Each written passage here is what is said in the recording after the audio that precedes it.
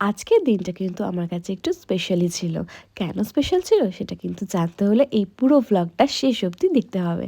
Good morning everyone, তো আবার একটা নিউ ভ্লগ নিয়ে চলে এলাম। হ্যাঁ, স্পেশাল কেন সেটাই বলবো তোমাদের।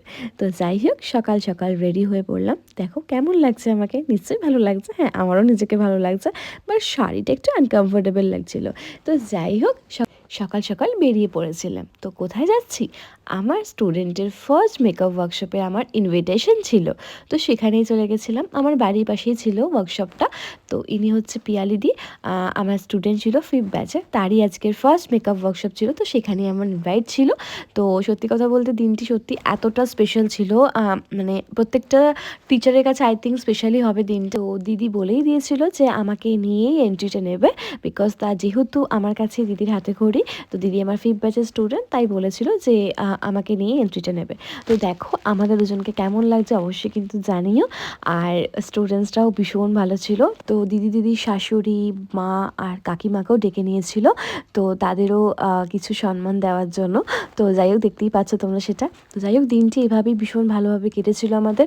আর ওখানে গিয়ে প্রচুর আমার ভালোবাসার মানুষদের পেয়েছিলাম, অনেক স্টুডেন্টদের।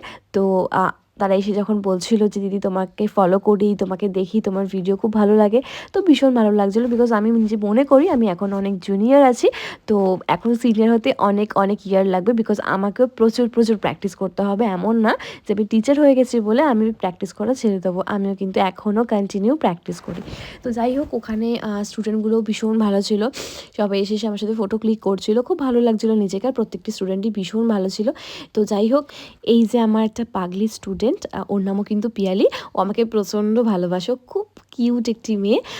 তো ও আমার ফোন নিয়ে এইসব করছিলো, তো ভাবলাম নিয়েই নি ব্লগে একটু ক্লিপগুলো। তো যাই হোক, তোমাদের কেমন লাগলো ভিডিওটা অবশ্যই কিন্তু কমেন্টে জানাতে ভুলো না। বাই, সবাইকে ভালো থেকো।